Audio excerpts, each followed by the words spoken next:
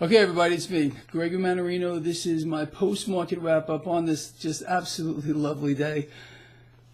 It really was. We'll talk more about this. It's just too much. Tuesday, August 6, 2019. How many of you caught Larry Summers today when he called Larry Kudlow a liar on international television? Pretty mind-blowing in my view. Look, Larry the liar, it's outrageous. No one has the guts to tell the truth, including this guy. He's got to parrot what he's being told. He did get sent to the woodshed one time that I can remember recently when he admitted on international television that China was not paying the tariffs, and he disappeared for like weeks. I guess he learned his lesson there. So he has to follow the narrative.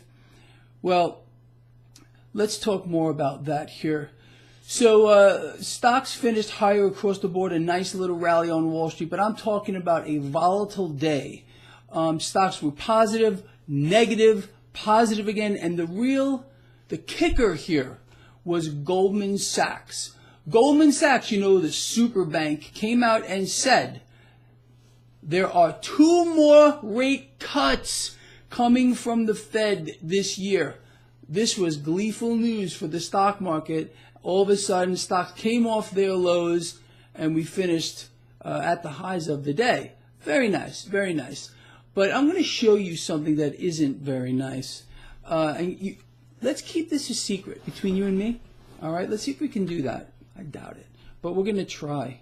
I think you're going to love this. You and I right now today are on 2 to 10 yield curve inversion watch. Look here at the 2-year, 1.59. Look at the 10, 1.71. What do we got? 11, 12 basis points spread there? Yeah, that's not too good, as you are all very well aware of. There is some crazy action going on in the bond market, but you're not supposed to know that. You're supposed to look here. Look here. No, don't look over there. No. You're not supposed to look there. You're supposed to be distracted by the lie narrative that is getting, frankly, asinine. In fact, it is asinine. It's off the Richter scale asinine.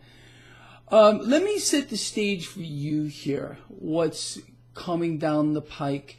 And again, you watch this blog, you follow what I am saying, I get it right a vast majority of the time. In fact, I scare myself. It's really the truth. But again, I study it around the lovely clock. Yes, there is something wrong with me. So what is going on right now is the market is pricing in. It's already priced in. It's being priced in now. Another cut from the Federal Reserve come September. It's a near 100% lock at this point. What do we know is also going on? You have to always look. I'm a big picture guy. I like to step back and take in everything that's going on. So we understand, bear with me here, that the Federal Reserve is, and I hate to talk about it because I do not believe it's happening. The Federal Reserve is going to stop, look, I can't even get the words out of my mouth, their balance sheet reduction. I don't believe it's happening. But they are saying they're going to stop it early. What's the groundwork here? All right? So let's put this together. Goldman Sachs calling for 2 more rate cuts. Our president talking about how the dollar is too strong. You got China out here, just devalued their currency. So what does this tell you? What is underlying this entire thing? Right here, people. Right here. I want you to be ready for this. We have this 2 to 10 inversion, which is going to happen. It can happen within a day or two. It's the truth. If the action in the bond market continues the way that it is, we're going to get a 210 inversion soon, and it's going to start being broadcast on the mainstream financial channels, and it's going to start to spook investors. But still, no one is going to want to leave the party. Okay, the party must go on. The promise Again, Peter Navarro, one of the president's financial advisors, is saying, oh, the Fed should be cutting aggressively here. Again, it's the debt game, which I did an entire video about yesterday. Clear, present, and immediate danger. Please watch that video.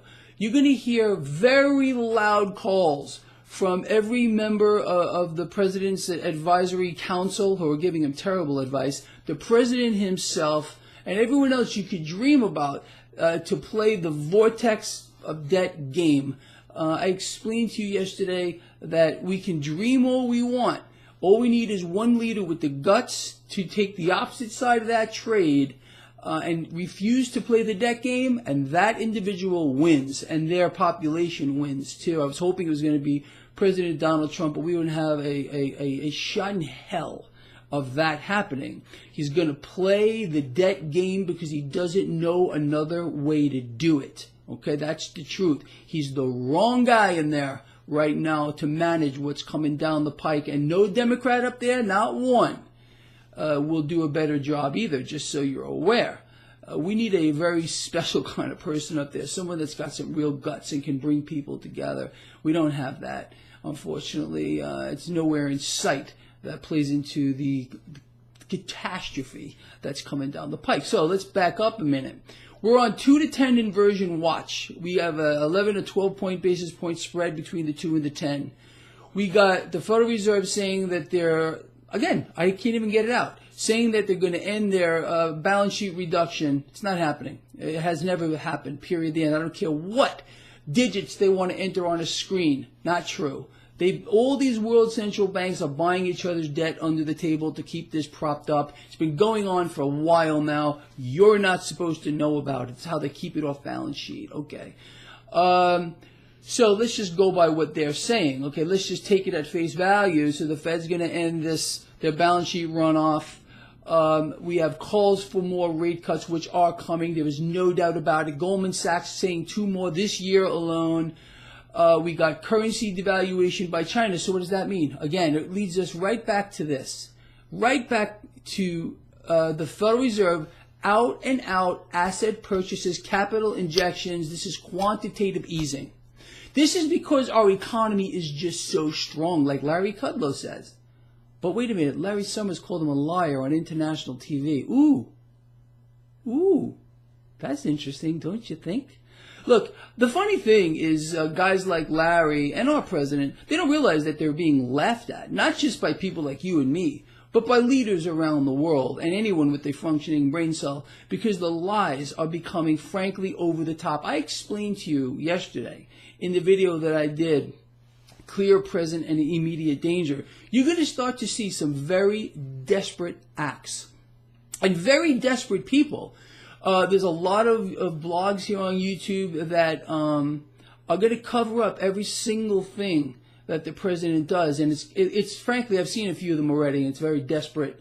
Understanding where we are, and when you see that, it really should let you understand the individual's credibility that you're looking at, because I know you have an intellect, and I know that you can use it. I outline all this stuff for you in the most basic sense that I think anyone possibly can. It's just like basic math, which some people can't seem to do with regard to the trade deficit with China, 180 billion, but we're taking in less than 60 billion because of the tariffs. But the president wants you to believe that net, we're taking in billions.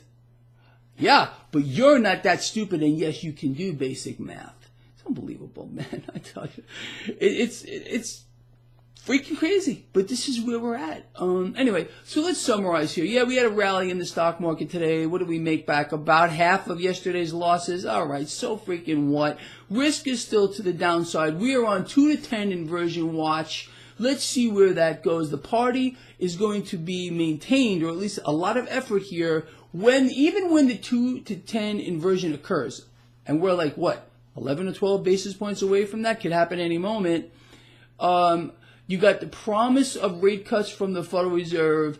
You got the promise of currency devaluation, asset purchases, quantitative easing. They will not call it quantitative easing. Remember that. It's going to be the same mechanism, but it's going to have a different name. It's going to have a different name. They can't call it the same thing. Again, they have to spin it some way. And there's going to be a lot of YouTube channels that are going to spin it too. So get ready for it.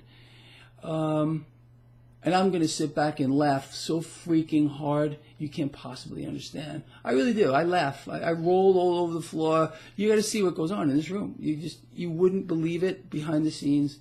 It's pretty outrageous. Pretty outrageous stuff. Anyway, so again, this is one of those videos where I think I've covered a lot of important things. And I'm going to ask you if you're on my team. And we are building up. We're way over 90,000 strong now, just on YouTube alone.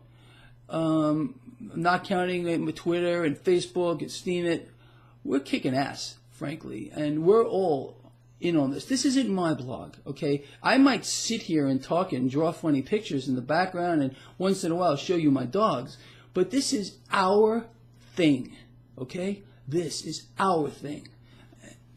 So that's why I need you. We all need each other. I need you. I'd like to believe at least that you need me. You think I'm kind of a halfway decent guy. I know some people don't, but that's okay too. I still love them anyway, and I love you.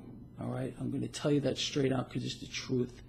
All right, with that said, people, please share this video. I'm counting on you. See you in the morning. That's all. I'm out of here.